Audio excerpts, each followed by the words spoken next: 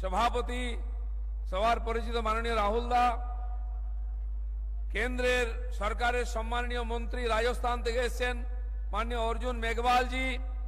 মাননীয় মেঘওয়াল জির জন্য একবার জোরে হাততালি দিন সবাই। উনি 7 দিন ধরে এখানে আছেন, দুর্গাপুরের এক একটি কারখানা ঘুরে দেখছেন যাতে খোলা যায়। আজকেও ডায়াসে এসেছেন, তাকে আমরা সম্মানিত করেছি। হাততালি দিন আরেকবার।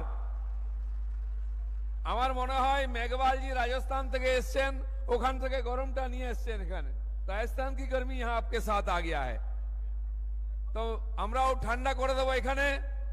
আপনারা দিন রাত যেভাবে পরিশ্রম করছেন, গ্রামে গ্রামে পাড়ায় পাড়ায় ঘুরে প্রচার করছেন, রোড শো করছেন, তাতে গরমটা বেড়ে গেছে।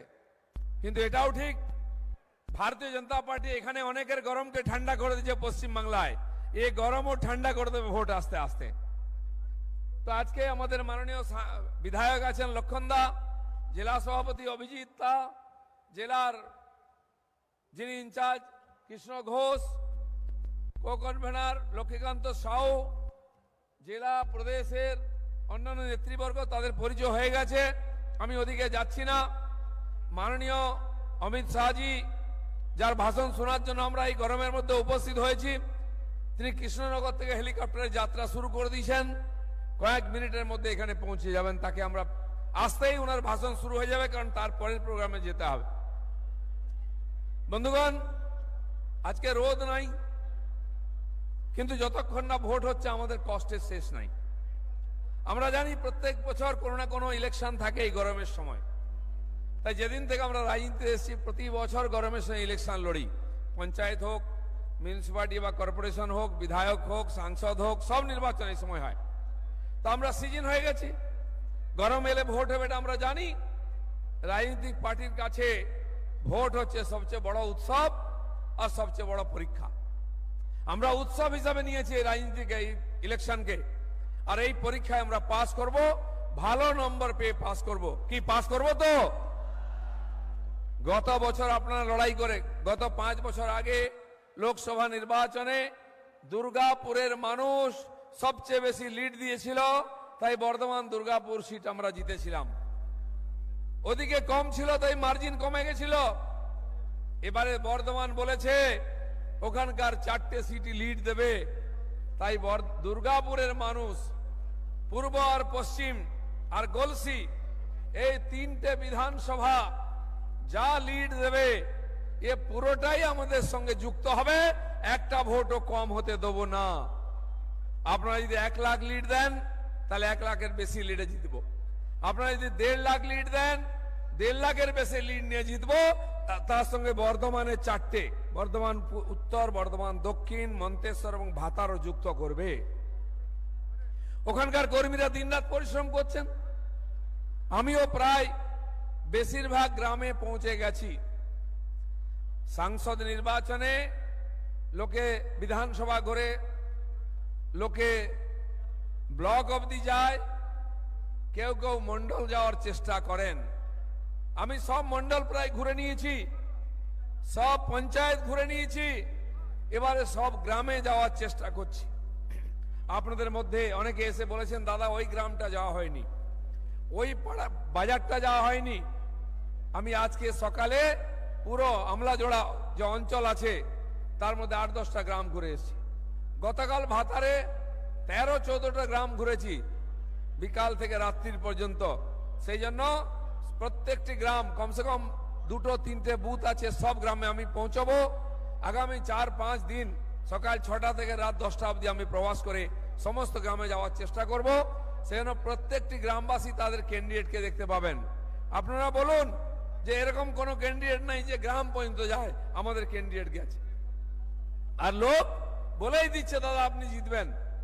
আমি জিজ্ঞেস করেছি এর আগে আপনার গ্রামে কোনো এমপি এসছে, বেশিরভাগ গ্রামের লোক বলেছে না আমরা কোনোদিন এমপি দেখিনি। তো আজ আপনারা যেরকম পরিশ্রম করছেন আমিও পরিশ্রম করছি। আমরা এই যে জেতা সিট গতবারে আপনারা জিতিয়েছেন, এবারে জিতবো তো বটেই, এবার মার্জিন বাড়াতে হবে। আর সে মার্জিন এমন হবে ওই মাথায় মাথায় নয়। পশ্চিম বাংলার যে 2-1টা সিটে সবচেয়ে বেশি মার্জিন হবে সেটা হবে বর্ধমান দুর্গাপুর সিট। কি হবে? তো তার জন্য প্রত্যেকটি বাড়ির দরজায় আমাদের যেতে হবে। সে গত নির্বাচনে কাকে ভোট দিয়েছে দেখার দরকার নেই। এবারের নির্বাচন আমাদের দেশের প্রধানমন্ত্রী নরেন্দ্র মোদী, যিনি মানুষকে দিয়ে যান, কোনোদিন কিছু চাননি। তিনি চেয়েছেন, কি চেয়েছেন? 370 সিট চেয়েছেন বিজেপির পদ্মফুলে, আর 400 সিট চেয়েছেন ইন্ডিয়া। তো গতবারে 303 সিট আমরা দিয়েছিলাম, তার মধ্যে বর্ধমান ছিল। 370 যদি দিতে হয়, প্রথম বর্ধমান জিততে হবে, তারপরে বাকি যেগুলো জিতিনি আমাদের আশপাশে আছে, এখানে আরামবাগ আছে, পূর্ব মেদিনীপুরের সিট আছে, বীরভূম আছে, এ সমস্ত সিটও জিততে হবে। তবে পশ্চিমবাংলাকে মাননীয় অমিত শাহ, যিনি 10 বছর ধরে সভাপতি হয়ে এই রাজ্যে বারে বারে এসে সংগঠন দাঁড় করিয়েছেন, তিনি আজকে বর্ধমান দুর্গাপুরে আসছেন। তার যে টার্গেট আছে 35 সিট, সেই 35 সিটের কাছে আমাদের পৌঁছতে হবে। তাহলে এটা জেতার সঙ্গে সঙ্গে বাকি সিটও জিততে হবে। সেই জন্য আমাদের দায়িত্ব, যারা এই লোকসভার ভোটার, আমরা আমাদের নিজের বুথে লিড দেব, নিজের বিধানসভায় লিড দেব, মন্ডলে অঞ্চলে লিড দেব, তবে গিয়ে এটা সম্ভব হবে। তাই বন্ধুগণ, গত কদিন আগে মাননীয় প্রধানমন্ত্রী বর্ধমানে এসেছিলেন, আপনারা অনেকেই ওখানে গেছিলেন। তিনি বলে গেছেন কি করতে হবে, কি হচ্ছে। আর তার কদিন পরে মাননীয় গৃহমন্ত্রী এখানে আসছেন। বর্ধমান দুর্গাপুরকে এত গুরুত্ব দেওয়া হয়েছে। মাননীয় মিঠুন চক্রবর্তী এসেছিলেন, এখানে ডায়াসে বসে আছেন ইন্দ্রনীল ঘোষ, মাহফুজা খাতুন, এরকম বহু প্রদেশের নেতা নেত্রী, তারা এখানে উপস্থিত থেকেছেন, সেদিনও এসেছিলেন। উদ্দেশ্য একটাই, আমরা গতবার অল্প ভোটে জিতেছিলাম, তাই ওনারা ভাবছেন বোধহয় দুর্গাপুর বর্ধমানের লোকেরা জিতবে কি জিতবে না, আমরা যাই একটু সাহায্য করতে। আমি ওনাদের বলে দিচ্ছি যে আমরা আগে ঠিক করে নিচ্ছি, 1000 নয়, লাখের বেশি ভোটে জিতবো। আর আপনারা এসছেন বলে সে লিডটা আরো বাড়বে। আপনাদের সহযোগিতা, আপনাদের উপস্থিতি আমাদের উৎসাহকে বাড়াবে, যাতে লাখের উপরে আমাদের মার্জিন চলে যায়। বন্ধুগণ, আমি যখন দুর্গাপুরে জায়গায় জায়গায় যাচ্ছি, অনেকে আমাকে জিজ্ঞেস করছেন, দাদা কারখানা খুলবে কিনা। আমি জিজ্ঞেস করেছিলাম, কারখানাগুলো বন্ধ করলো কে? কেন্দ্র সরকারের কারখানা কিছু বন্ধ আছে, কিছু ধুঁকছে। 20 বছর 30 বছর ধরে এই রোগ ধরেছে, বিজেপি ক্ষমতায় ছিল না তখন। যারা ঝান্ডাবাজি করেছে, চলবে না চলবে না, বন্ধ করো বন্ধ করো, সেই সিপিএম আজকে কোথায় কোথায় লাল পতাকা? আজকে তারাও নিশ্চিহ্ন হয়ে গেছে, এখানকার কারখানাও বন্ধ হয়ে গেছে, ধোঁয়া ওঠে না।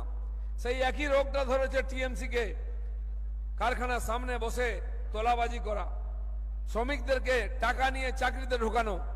গত 21 নির্বাচনের পরে আমাদের বহু কর্মীকে কারখানার কাজ থেকে ছাঁটাই করা হয়েছে, যারা কন্ট্রাকচুয়াল ছিল, যারা প্রাইভেট কোম্পানিতে ছিল, তাদের আই কার্ড খেড়ে নিয়ে ঢুকিয়ে বার করে দেওয়া হয়েছে। বলছে তোমাদেরকে ঢুকতে হবে না। তার মধ্যে বহু কর্মী আপনাদের মধ্যে বসে আছে। এর জবাব চাই। কালকে আমি সকালবেলা গেছিলাম ওখানে মর্নিং ওয়াক করতে, যেখানে কেমিক্যাল ফ্যাক্টরি আছে, পশ্চিমবঙ্গ রাজ্য সরকারের কেমিক্যাল ফ্যাক্টরি। কেন বন্ধ হয়েছে? কোয়ার্টারের পর কোয়ার্টার, খাঁ করছে, কোনো লোক নাই। আমি বলে কোথায় নিয়ে এলে ভাই, লোকজন নাই? বলছে এই জন্য তো নিয়ে এসছি। দেখুন, যারা বলছে কেন কারখানা খুলছে না, সেই সিপিএম আর টিএমসি কেমিক্যাল কারখানা বন্ধ করেছে, কারেন্ট কেটে দিচ্ছে, লোকেরা থাকতে পারছে না। ডিপিএল দুর্গাপুর প্রজেক্ট লিমিটেড, এটাও রাজ্য সরকারের, আজকে সেটাও ধুঁকছে, এই বন্ধ হয় এই বন্ধ হয়। কে করেছে? বিজেপি তো রাজ্যে ক্ষমতায় ছিল না, এই সিপিএম করেছে, ঝান্ডাবাজি করেছে, ইউনিয়নবাজি করেছে। আজকে টিএমসির নেতারাও তাই করছে। অনেক সিপিএম এর নেতা লাল জামা ছেড়ে সবুজ জামা পরে টিএমসি তে ঢুকে পড়েছে। এখনো তোলাবাজি চলছে, এখনো পয়সা নিয়ে লোক ঢুকানো চলছে, আর ধুঁকছে কারখানা। তো আপনারা ইউনিয়নবাজি করে বন্ধ করে দেবেন। ডজন ডজন নেতা, সবাই নেতা, কেউ কাজ করে না, প্রোডাকশন করে না, পুরো বেতন নেয়, চুষে খেয়েছে। বিদেশ থেকে টাকা নিয়ে সেখানে কারখানা করা হতো, এরা ইউনিয়নবাজি করে সেটাকে বন্ধ করতো। তাই বন্ধুগণ, এই যে ইউনিয়নবাজি, এই যে শিল্প বিরোধী নীতি, এটাকে আমরা তুলে ফেলবো। মমতা ব্যানার্জি কারখানা বন্ধ করে ক্ষমতায় এসছেন। টাটার ন্যানো ফ্যাক্টরি প্রোডাকশন শুরু হওয়ার আগেই সিঙ্গুর থেকে তাড়িয়ে দিয়েছিলেন। সেই ন্যানো কোথায় গেছিল? গুজরাটে গেছিল। মাননীয় নরেন্দ্র মোদী তখন ওখানে মুখ্যমন্ত্রী ছিলেন।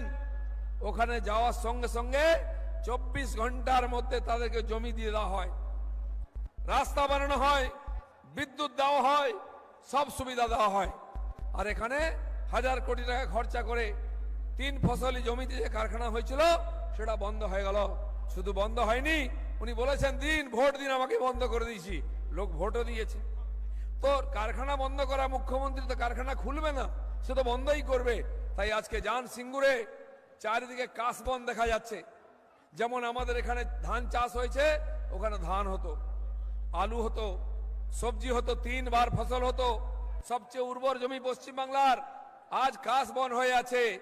দুর্গাপূজার সময় সাদা হয়ে থাকে। এবং সেই কারখানাকে ভেঙে ফেলার জন্য রাজ্য সরকার 200 কোটি টাকা খরচা করেছে। সেখানে বুলডোজার নিয়ে এসছে, হিটাচি নিয়ে এসছে, ভেঙে উপড়ে ফেলে দিয়েছে। কি না, আমরা জমি ফেরত দেবো চাষিদের। জমি তো ফেরত দিলেন, 1 গোছা ধান হয় না কেন, 1 কিলো সবজি হয় না কেন? কারণ নিচে পুরো পাথর, কংক্রিট, ইট আছে, সেটা সামলাতে পারেননি। মমতা ব্যানার্জি গিয়ে ওই ইটের উপরে সর্ষে বুনেছিলেন, যে সর্ষে চাষ করছি আমি। পরে এখন সর্ষের ফুল দেখছেন, সর্ষে হলো না, ধান হলো না, চোখে সর্ষের ফুল দেখছেন। এই শিল্প বিরোধী নীতির জন্য পশ্চিমবাংলা আজকে শ্মশান হয়ে গেছে। টিএমসি তাই করে, সিপিএম তাই করেছে, টিএমসি তাই করেছে। ভারতীয় জনতা পার্টি এই শিল্প বিরোধী নীতি চালাতে দেবে না। যেখানে রাজ্যে ক্ষমতায় আছি আমরা, সেখানে কলকারখানা, ব্যবসা বাণিজ্য চলছে। পশ্চিমবাংলায় প্রায় 50 লক্ষ ছেলে, কেউ লেবার, কেউ রাজমিস্ত্রি, কেউ ডেকোরেটর মিস্ত্রি, কেউ ওখানে ইঞ্জিনিয়ার, কেউ অন্য চাকরি করছে। এই 50 লক্ষ যুবক যুবতী বাংলা ছেড়ে চলে গেছে। চাকরি বাকরি ব্যবসা কিছু নেই, কারখানা নাই বলে। কোথায় গেছে? যেখানে বিজেপি রাজত্ব করছে। তাই বিজেপি এলে কারখানা হবে, বিজেপি এলে ব্যবসা হবে, চাকরি হবে, সবার ইনকাম বাড়বে। তা না হলে টিএমসি থাকলে আপনাকে ওই জোড়া ফুলের পতাকা ধরে মামানি মানুষ জিন্দাবাদ আর কাটমানি তোলা করতে হবে। বিজেপি কাটমানি বন্ধ করবে, বিজেপি তোলাবাজি বন্ধ করবে। আজকে বিক্রি করতে করতে চাকরি বিক্রি হয়ে গেল, রেশনের চাল বিক্রি হয়ে গেল। এখানে যত পুকুর আছে সব বুঝিয়ে বাড়ি হচ্ছে। দুর্গাপুর কর্পোরেশনের মধ্যে 7 দিনের মধ্যে বাড়ির প্ল্যান স্যাংশন হয়ে যাচ্ছে। কে করছে? টিএমসির নেতারা, ডিএমসির কন্ট্রাক্টররা, আর পেছন থেকে বড় বড় নেতারা তাকে হাত দিচ্ছে। আপনি বাড়ি করার জন্য দিন, মাসের পর মাস ঘুরতে হবে, যতক্ষণ না টাকা দিচ্ছেন প্ল্যান পাস হবে না। ফ্যাক্টরি হচ্ছে, মল হচ্ছে, সবাইকে ঘোরানো হচ্ছে, টাকা তোলা হচ্ছে। আর টিএমসির কন্ট্রাক্টররা যারা প্যানেলে আছে, 7 দিনের মধ্যে তাদের প্ল্যান পাস হয়ে যাচ্ছে, আর তার থেকে টাকা চলে যাচ্ছে। কয়েকজন লোক লুট করে খাচ্ছে, বাকিরা কিছু পাচ্ছে না। এই যে লুটের রাজত্ব, এটা আমরা বন্ধ করব। যারা গণতন্ত্রের কথা বলে, সেই টিএমসি দুর্গাপুর কর্পোরেশনকে 4 বছর ইলেকশন করেনি। এর আগের বার ইলেকশন হয়েছিল, বেশিরভাগ লোক ভোট দিতে পারেনি, ভোট লুট হয়ে গেছে। সকাল সকাল জোর করে জিতেছে, তাই আর ভয়ে ইলেকশনে যেতে চাইছে না। এবার কিন্তু লোকে ভালো করে ভোট দিয়ে তাদেরকে হারাবে। তাই 4 বছর নির্বাচন না করে লুট করে খাওয়া হচ্ছে। আমি আজকে গ্রামে বেরিয়েছিলাম, এই পাশের দিকে গোপালপুরের দিকে, মহিলারা এসে কেঁদে কেঁদে বলছেন, দাদা আমরা ভোট দিতে পারবো তো? আমরা পঞ্চায়েতে ভোট দিতে পারিনি, আমরা বিধানসভায় ভোট দিতে পারিনি, পার্লামেন্ট ভোটটা দিতে পারবো তো? কেন আজকে গ্রাম বাংলার মানুষ ভয় পাচ্ছে ভোট দিতে? কারণ এই যারা লুটতরাজ করছে, কাটমানি খাচ্ছে, এই গুন্ডারা পুলিশের সাহায্য নিয়ে গ্রামে গঞ্জে দাপিয়ে বেড়াচ্ছে, মানুষকে চমকাচ্ছে, ধমকাচ্ছে। এখনো যারা আমাদের সভায় আসছে, মিটিং আসছে, র্যালিতে আসছে, তাদেরকে চমকানো হচ্ছে, বাড়িতে ফোন যাচ্ছে, SMS যাচ্ছে যে বিজেপি করিস না, 2 মেয়ের মতো করে দেবো। আমিও বলতে এসছি, এখানে দিলীপ ঘোষ এসছে, অনেক গুন্ডা মস্তান দেখেছি, অনেক ছিচকে তোর দেখেছি, MP MLAদেরও দেখেছি। আমরা এর বিরুদ্ধে লড়াই করে এখানে জিতেছি MLA MP। আগামী নির্বাচন শান্তিপূর্ণভাবে করব। যেমন উত্তর বাংলায় 2 ফেজে হয়েছে, সেখানকার ভোটাররা ভোট দিয়েছেন। বর্ধমান দুর্গাপুরেও শান্তিপূর্ণ ভোট হবে। আপনারা খালি লোকদের বলুন যে আপনি সকাল সকাল গিয়ে লাইনে দাঁড়িয়ে নিজের ভোটটা দিন, বাকি আমরা দেখে নেব। এমন হারাবো, আর কোনদিন রিগিং করার চেষ্টা করবে না। কিছু পুলিশ অফিসার একটুখানি দামেদারি করছে, হয়তো ভয়ে করছে ট্রান্সফারের, কিংবা ভক্তিতে করছে যে টিএমসি থাকলে গরুর টাকা তোলা যাবে, বালির টাকা, কয়লার টাকা তোলা যাবে, ভাগ পাওয়া যাবে।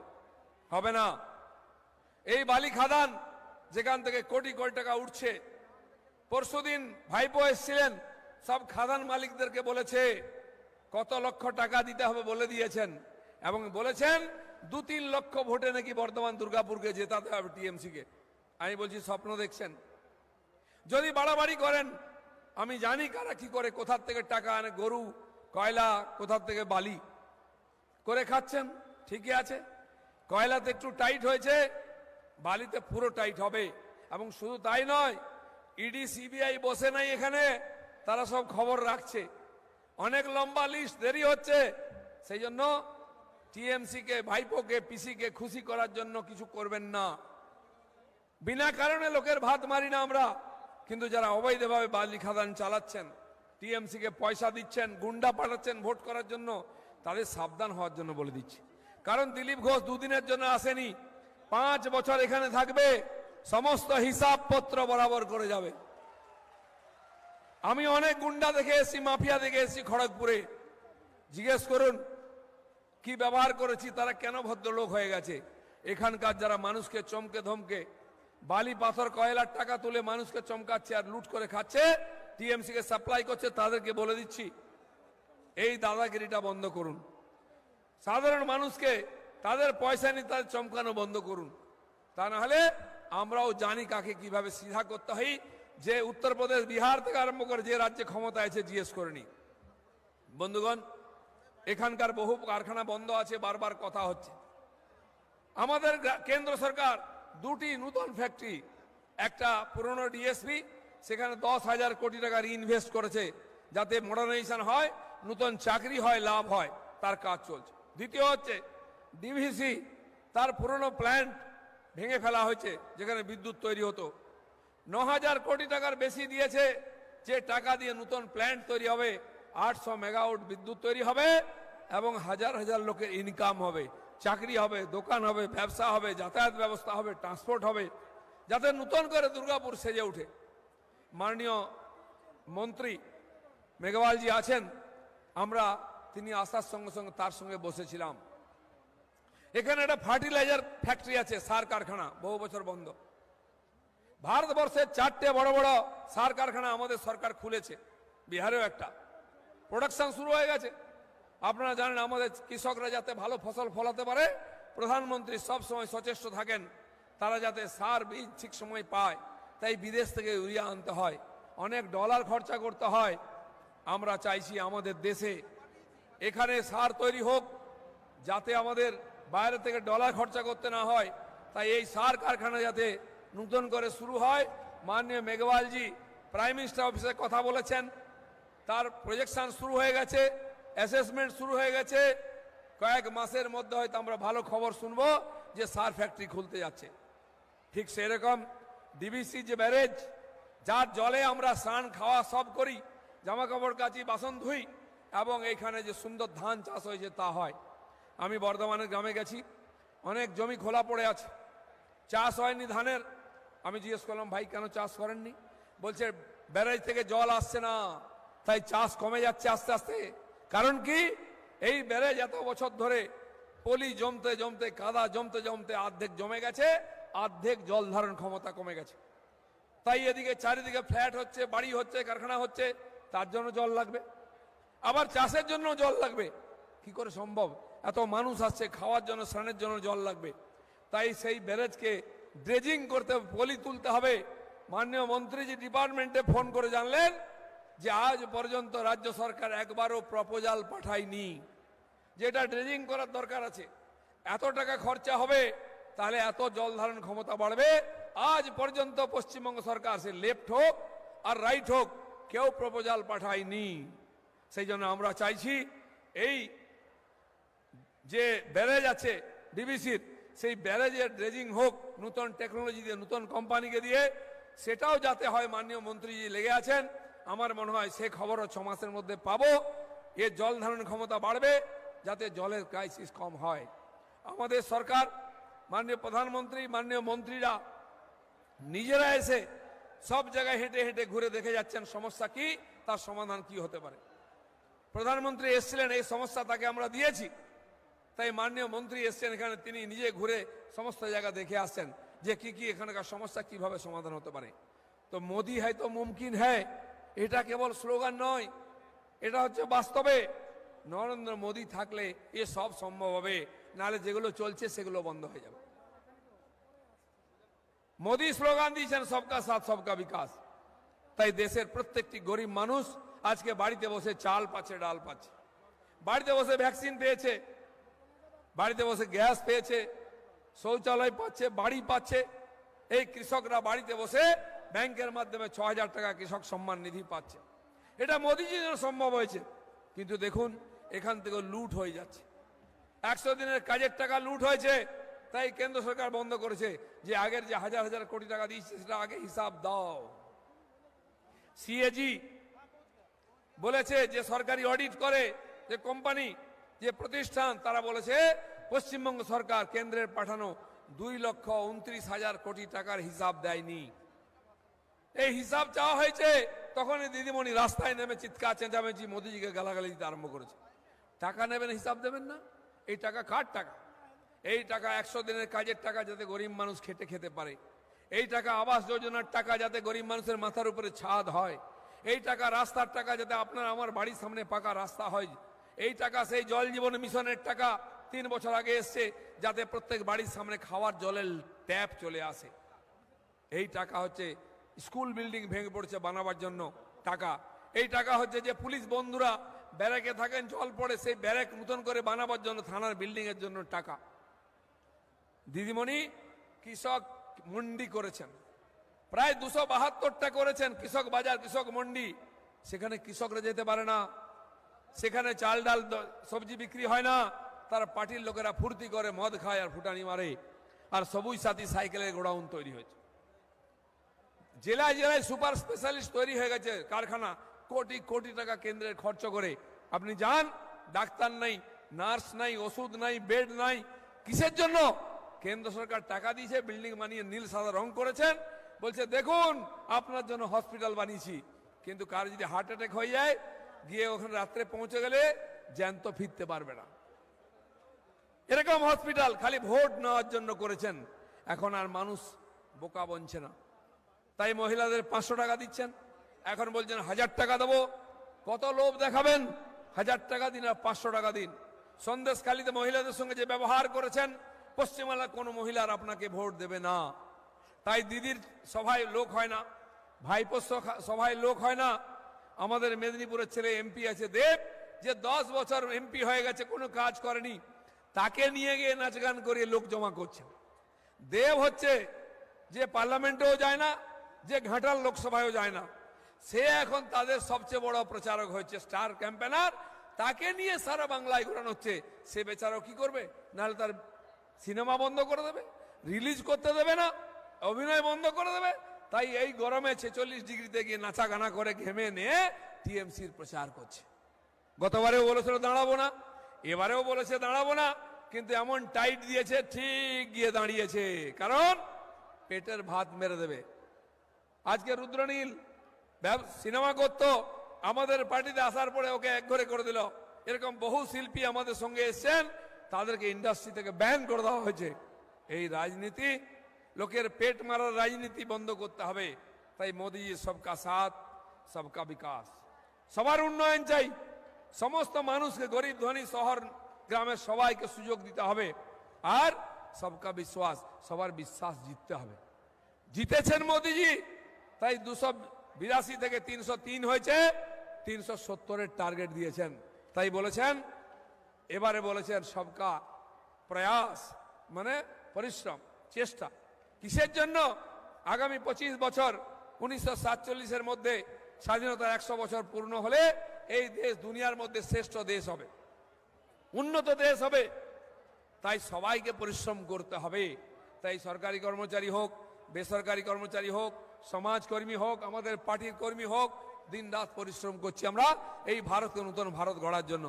আর প্রধানমন্ত্রী যেমন গরিব মানুষের চাল ডাল, জল বিদ্যুৎ, বাড়িঘর, শৌচালয় দিচ্ছেন, ঠিক দেখুন আমাদের এখানে রেল লাইন, 3rd লাইন তৈরি হচ্ছে, এখানে হাইওয়ে 6 লেন হয়ে গেল, ফ্লাইওভার তৈরি হয়ে গেল। আর বন্দে ভারত ট্রেন চলছে। বর্ধমান দুর্গাপুরের দূরত্ব কত কমে গেছে। রাস্তা কমপ্লিট হয়ে গেলে 2-2.5 ঘন্টায় আমরা কলকাতা পৌঁছে যাব, কেউ ট্রেনে চড়বে না, আর গাড়ি করে যাবে, বাসে করে যাবে।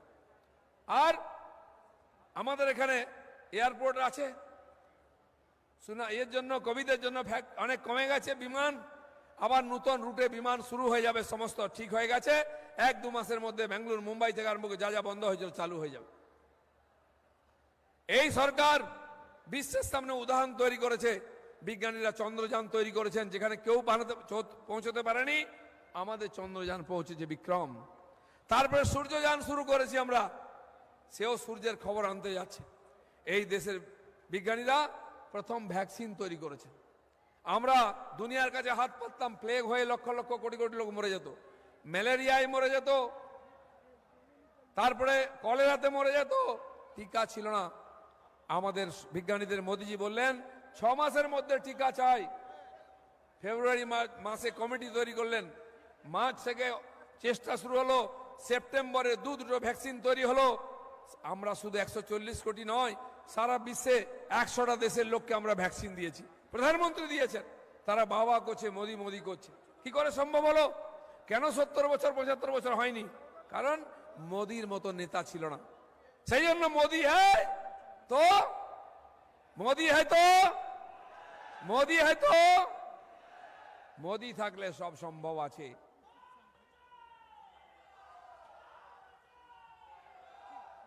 মোদিজি প্রধানমন্ত্রী হবেন, কিন্তু পশ্চিম বাংলার মানুষ গতবারে 18টা সিট দিয়েছিল, তাই 300 পার হয়েছিল, 303 হয়েছিল। তাই আমাদের প্রতি আমাদের নেতাদের আস্থা বিশ্বাস বেড়ে গেছে, যে আমরা বললাম 22, জিতিয়ে দিল 18। তাই মাননীয় অমিত শাহ, যিনি আমাদেরকে ভালো করে জানেন, এখানকার রাজনীতির আমাদের পার্টির কর্মীদেরকে, তার পুরো বিশ্বাস আছে, তিনি বলেছেন 35 সিট চাই। যেভাবে ভোটিং শুরু হয়ে গেছে, যেভাবে টিএমসি বাড়ি ঢুকে গেছে, তাদের নেতারা যেভাবে গালাগালি দিচ্ছেন, ভয় পেয়েছেন, আমার মনে হচ্ছে 35-এর কাছাকাছি আমরা পৌঁছে যাব। 1-2 দিন আগে একজন এমএলএ ডেবরার হুমায়ুন কবির, একসময় আইপিএস অফিসার ছিলেন, এখানে গরুর টাকা তুলে দিতেন, কয়লার টাকা তুলে দিতেন, বালির টাকা তুলে পার্টিকে দিতেন। তিনি রিটায়ারমেন্ট নিয়ে এমএলএ হয়েছেন। তিনি রোজ ধমকাচ্ছেন। কালকে বলেছেন মুর্শিদাবাদেতে, যে মুর্শিদাবাদে 70% মুসলমান, 30% হিন্দু, হিন্দুদেরকে কেটে গঙ্গায় ভাসিয়ে দেবো, কেউ কিছু করতে পারবে না। এই হচ্ছে দিদির আইপিএস অফিসার, এই হচ্ছে দিদির এমএলএ। হিন্দুদের নাকি কেটে এটাকে পাকিস্তান বানাবে। কি মেনে নেবেন? মেনে নেবেন? এর জবাব দেবেন না? এই সাম্প্রদায়িক রাজনীতি, এই উগ্রপন্থার রাজনীতি, প্রতিহিংসার রাজনীতি পশ্চিমবাংলায় চলতে দেব না আমরা। তাই দেখুন, কংগ্রেসের সাপোর্টার, সিপিএম এর সাপোর্টার সবাই মিলে বিজেপিকে জিতিয়েছে বিধানসভায়, লোকসভায়। তাই আমরা প্রধান বিরোধী দল হয়েছি। কংগ্রেস সিপিএম এর বিরোধিতা করতে পারেনি, এরাও তোষণের রাজনীতি করেছিল। আমরা বুক চিতিয়ে লড়েছি বলে 250 কর্মী খুন হয়েছে, হাজার হাজার কর্মীর উপরে কেস আছে। সেই জন্য এই রাজনীতি চলতে দেবো না। এবারের লড়াই এই সাম্প্রদায়িক রাজনীতি বন্ধ করতে হবে, প্রতিহিংসার রাজনীতি বন্ধ করতে হবে, এই হিংসার রাজনীতি, তোলাবাজি এবং সিন্ডিকেটের রাজনীতি বন্ধ করতে হবে। সেই জন্য আমরা লড়াই করছি। মমতা ব্যানার্জি গালাগালি দিচ্ছে আমাদের প্রধানমন্ত্রীকে, আমাদের গৃহমন্ত্রীকে, আমাদের রাষ্ট্রীয় সভাপতিকে, যা নয় তাই মুখে আসছে অপমান করছেন। কেন? উনি বুঝতে পেরেছেন বাঁচার রাস্তা নেই। কখনো হাত ভেঙেছেন, কখনো পা ভেঙেছেন, এবার মাথা ফাটিয়েছিলেন। লোকে এমন টিটকিরি করতে আরম্ভ করলো, সেই রক্ত লাগানো মাথা নিয়ে হসপিটালে পৌঁছে গিয়ে ছবি ছেড়েছিলেন, কিন্তু ডাল গলেনি। তাই বুঝে গেছেন এবার অন্য কোনো কাজ করতে হবে, কর্ম করতে হবে। আমি যখন মেদিনীপুরে থাকতাম, ওখানে প্রতি মাসে যেতেন, ঝাড়গ্রাম, মেদিনীপুর জঙ্গলমহল ঘুরতেন। আমি এখানে এসছি, উনি আসছেন, ভাইপো আসছেন, একটা হেলিকপ্টার আমাদের সিটি সেন্টারের কাছে রাখা আছে। আমরা তো বাইক রাখি, সাইকেল রাখি, উনি হেলিকপ্টার রেখেছেন। সব ঘুরে ঘুরে বারে বারে দুর্গাপুরে আসছেন, কারণ উনি জানেন দুর্গাপুরের মানুষ যোগ্য জবাব দেবে। ওনার ওই মাস্তুতো ভাই যিনি ভাগলপুর থেকে এসছেন, তাকে এমন ভাগাবে আর কোনোদিন দুর্গাপুর আসার চেষ্টা করবেন না।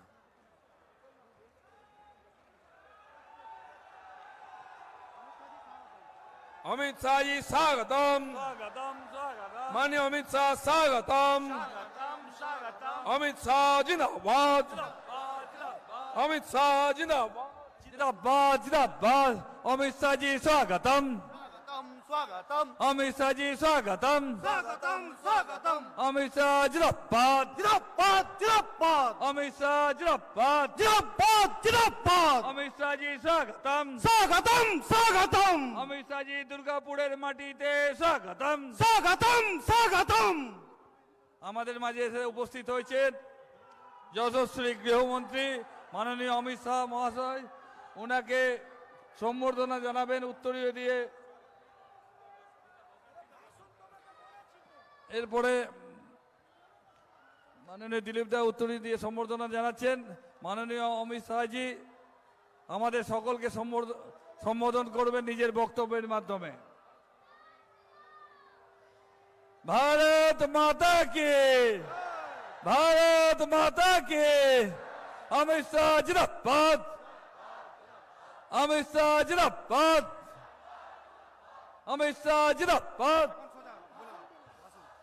উনি বক্তব্যের মাধ্যমে আমাদেরকে সম্বর্ধনা জানাবেন। ওনাকে বক্তব্য দেওয়ার জন্য আহ্বান জানানো হচ্ছে।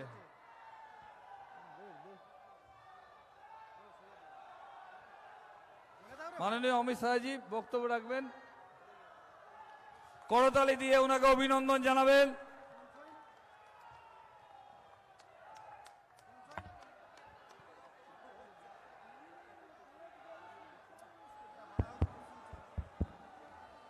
मेरे साथ बोलिए भारत माता की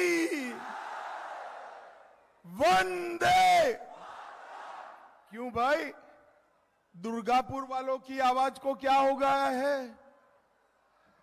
400 पार करनी है या नहीं करनी है?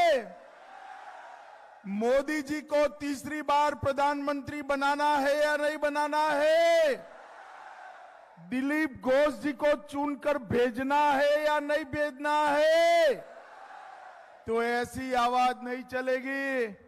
दोनों हाथ उठाइए, उठाइए दोनों हाथ। साथ में खड़े वो भी उठाए जरा हाथ। विजय के संकल्प का मुट्ठी बींचे और प्रचंड आवाज से बोलिए जय श्री राम, जय जय श्री राम। मंच पर उपस्थित श्री अर्जुन राम मेघवाल जी,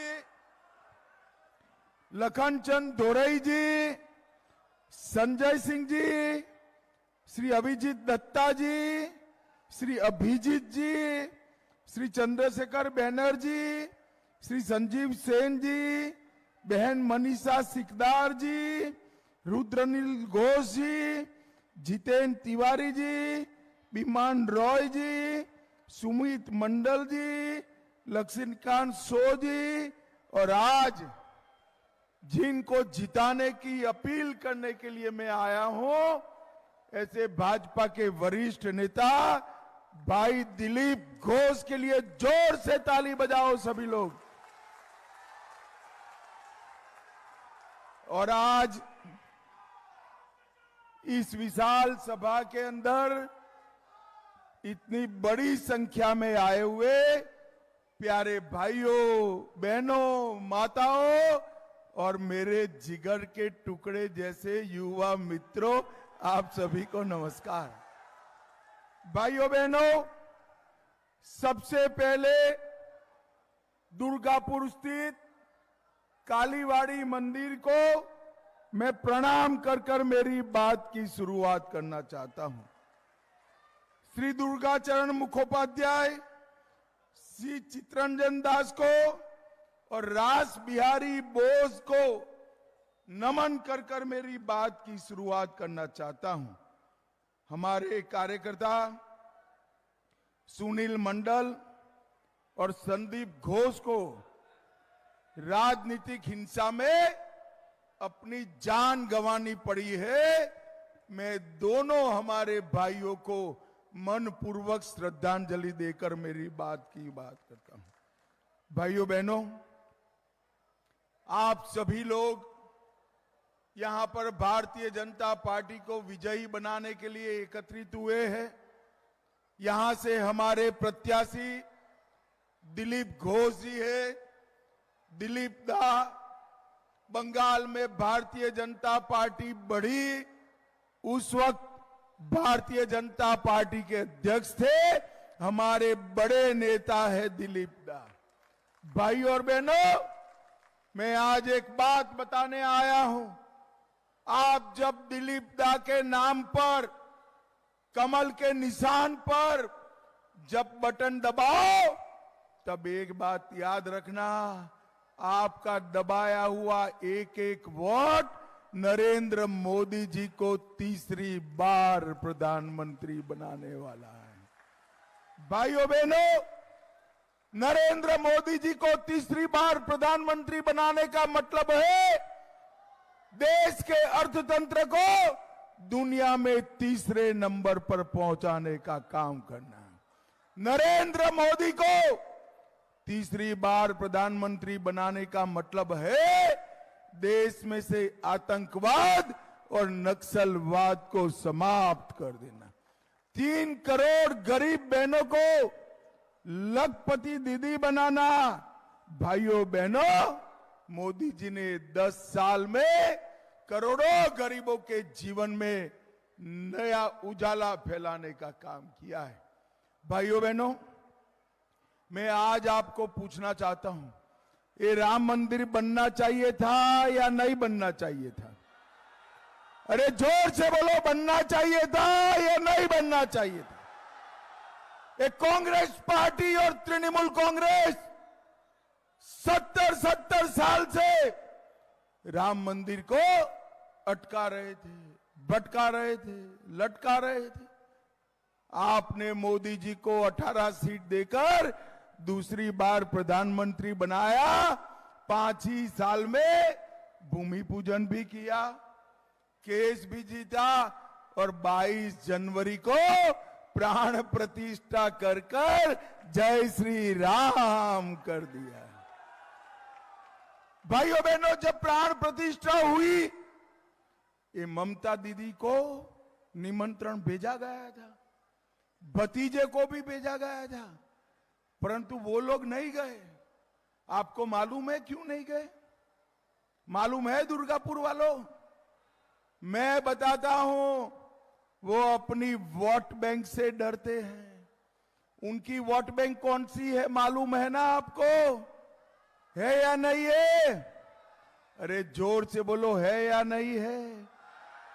एक घुसपैठ कर जो आए हैं ना, वो उनकी वोट बैंक है। इससे ममता दीदी डरती है। भाइयों बहनों, मुझे बताओ, जिन्होंने वोट बैंक के डर से राम का बहिष्कार करा, दुर्गापुर वाले उनको वोट डाल सकते हैं क्या? जोर से बोलो, डाल सकते हैं? भाइयों बहनों, मुझे बताओ, ये कश्मीर जो है हमारा है या नहीं है? सुनाई नहीं पड़ता है, जोर से बोलो। ये खड़गे जी है ना, कांग्रेस पार्टी के अध्यक्ष, वो कहते हैं राजस्थान और बंगाल वालों का कश्मीर से क्या लेन देन? खड़गे साहब, आपको 80 साल हो गए, मगर आप बंगाल को जान नहीं पाए।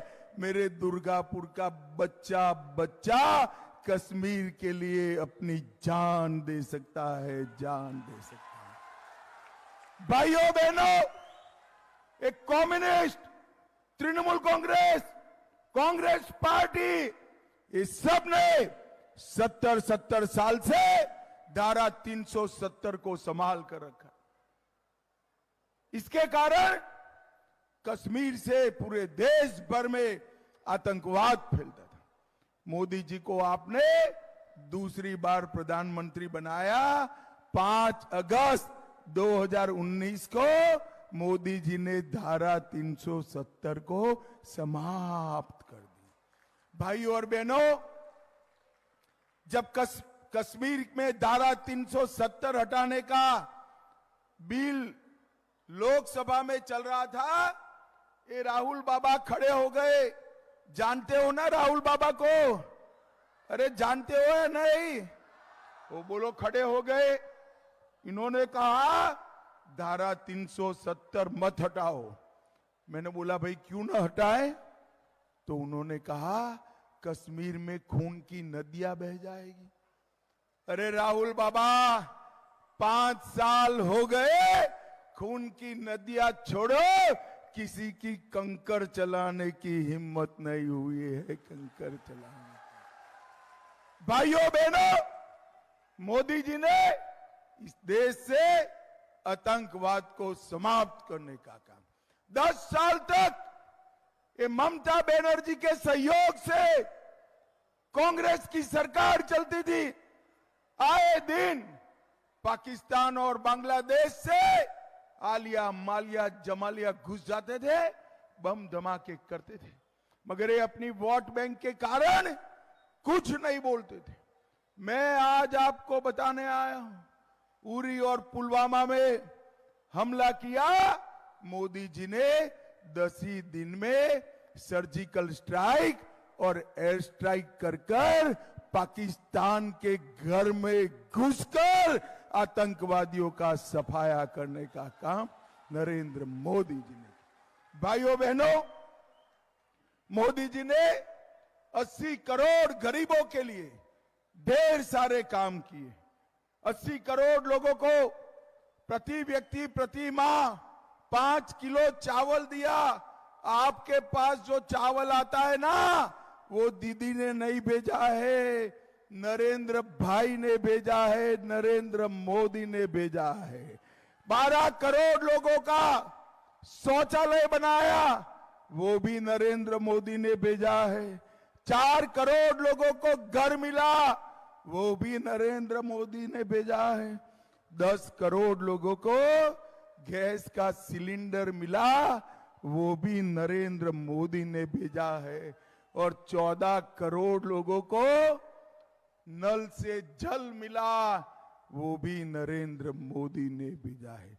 भाइयों बहनों, हमारा वर्धमान दुर्गापुर इंडस्ट्रियल टाउन था, मगर ममता दीदी के गुंडों ने यहां पर पूरा औद्योगिक वातावरण तहस नहस कर दिया।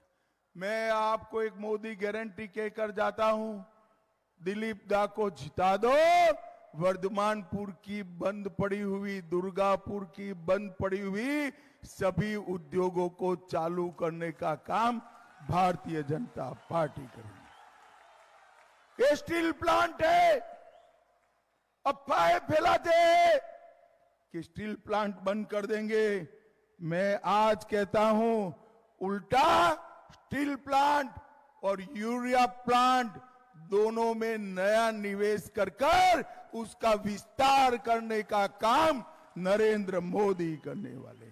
मोदी जी के नेतृत्व में ही स्टील का उद्योग पूरे देश भर में, दुनिया भर में भारत दूसरे नंबर पर पहुंचा है। भाइयों बहनों, यहां के मजदूर यूनियनों पर टीएमसी का राज है।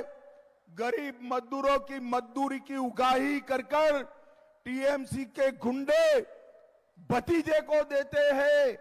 एक बार दिलीप दा को जिता दो, एक गुंडों को उल्टा लटका कर सीधा करने का काम भारतीय जनता पार्टी करेगी। भाइयों और बहनों, दीदी यहां 15 दिन से कैंप कर रही है कि दुर्गापुर में भाजपा को हरा दे। दीदी, मैं आपको चैलेंज देकर जाता हूं, 15 दिन छोड़ो, पूरे 5 साल यहां रह लो, नरेंद्र मोदी दुर्गापुर नहीं जीत पाओगी, नहीं जीत पाओगी। भाइयों और बहनों, ये इंडस्ट्रियल टाउन दुर्गापुर में दीदी ने एक नया धंधा, नया इंडस्ट्री खोला है, अपराध का इंडस्ट्री। ये अपराधियों के कारण कोई यहां पर कुछ नहीं कर सकता। ये जो इंडी अलायंस वाले इकट्ठा हुए हैं, इन्होंने 12 लाख करोड़ के घपले घोटाले और भ्रष्टाचार किया है। 12 लाख करोड़ के घपले घोटाले और भ्रष्टाचार किया है। ये बंगाल के दीदी के मंत्रियों के घर से 50 करोड़ रुपया कैश मिलती है। झारखंड में कांग्रेस के एमपी के घर से 350 करोड़ रुपया कैश मिली, 350 करोड़ रुपया रोकड़ा। और आज कल रात को ही झारखंड में एक मंत्री के घर से 30 करोड़ रुपया जब्त हुआ है भाइयों, 30 करोड़ रुपए। मुझे बताओ, जिन्होंने गरीब बंगाल की जनता का पैसा लूटा है, वो जेल की सलाखों के पीछे जाने चाहिए या नहीं जाने चाहिए? जोर से बोलो, जाने चाहिए या नहीं जाने चाहिए? नरेंद्र मोदी 23 साल से मुख्यमंत्री और प्रधानमंत्री है, उस पर 25 पैसे का भी कोई आरोप नहीं है मित्रों, कोई आरोप नहीं। भाइयों बहनों, ये लोग कट मनी चलाते हैं, घुसपैठ कराकर अपनी वोट बैंक बनाते हैं। ममता दीदी, आपको शर्म आनी चाहिए। सरहदी राज्य में आप घुसपैठ को बढ़ावा देती हो और उसको वोट बैंक में करना। मुझे बताओ भाई दुर्गापुर वालों, बंगाल से जो हिंदू बौद्ध सिख आए हैं, उनको नागरिकता मिलनी चाहिए या नहीं मिलनी चाहिए? जोर से बोलो, सीए आना चाहिए या नहीं आना चाहिए? ये ममता दीदी अपने वोट बैंक के लिए सीए का विरोध करती है। ममता दीदी, दुर्गापुर वालों के यहां मैं कहकर जाता हूं, जितना मन करे विरोध कर लो, हमारे हिंदू भाइयों को नागरिकता देने का काम हम निश्चित रूप से करेंगे। भाइयों और बहनों, गाय तस्करी रोकनी चाहिए या नहीं रोकनी चाहिए? जोर से बोलो, रोकनी चाहिए या नहीं रोकनी चाहिए? ये भतीजे के गुंडे गाय तस्करी का काम करते हैं, जब जेल में डालते हैं ममता दीदी रोने लगती है। कोयला का भ्रष्टाचार, चुनावी हिंसा, ये बंगाल के अंदर आम हो गया है। आज ही बम धमाका हुआ है, वो डराना चाहती है, मगर दुर्गापुर वालों, चुनाव आयोग ने सेंट्रल फोर्सेस लगाई है, ममता के गुंडों से डरने की जरूरत नहीं है, खुलकर मतदान करेगा। और अंत में मैं इतना कहना चाहता हूं, संदेश खाली के अंदर इनके तृणमूल कांग्रेस के नेताओं ने धर्म के आधार पर हमारी सैकड़ों बहनों पर अत्याचार करा। ममता दीदी इसको पकड़ने को तैयार नहीं थी, हाई कोर्ट ने ऑर्डर करने पड़े, फिर भी जांच नहीं कर रही थी, तो हाई कोर्ट ने जांच को सीबीआई को दिया। मुझे बताओ, ये शाहजहां है, इसको जेल की सलाखों के पीछे डालना चाहिए या नहीं डालना चाहिए? ममता दीदी, आपको शर्म आनी चाहिए। आप महिला मुख्यमंत्री हो, आपके नाक के नीचे सैकड़ों माताओं बहनों पर अत्याचार बलात्कार हुआ, आपका पेट का पानी नहीं हिलता है। परंतु मैं आज बता देता हूं, संदेश खाली में जिसने अत्याचार किया है वो पाताल में भी छुप जाए, ममता दीदी उसको पाताल में भी छुपा दे, हम ढूंढकर जेल की सलाखों के पीछे डालेंगे। भाइयों बहनों, मैं इतना ही कहना आया। आपने 18 सीटें दी, मोदी जी ने देश को सुरक्षित किया। इस बार हमने 30 सीटों का लक्ष्य रखा है। मुझे बताओ दुर्गापुर वालों, 30 सीटें भारतीय जनता पार्टी को जिताओगे क्या? जोर से बोलो, जिताओगे? दिलीप दा को सांसद बनाओगे? मोदी जी को प्रधानमंत्री बनाओगे? 400 पार कराओगे? तो मेरे साथ दोनों हाथ उठाइए, उठाइए दोनों हाथ, विजय के संकल्प की मुट्ठी भींचे और जोर से बोले, जय श्री राम, जय जय श्री राम, वंदे भारत माता की भारत माता की। भाई वो कैमरामैन वो बहन के हाथ से जरा फोटो ले लो, मुझे पहुंचाओ जरा, ले लो वो फोटो। सभी लोग ताली बजाओ अपनी बहन के लिए। नहीं, उन्हीं को दे दीजिए, आप नहीं आ पाएगी, मुझे तुरंत निकलना है, उनको दे दीजिए, मुझे पहुंचा देते। आपका बहुत बहुत धन्यवाद। नमस्कार।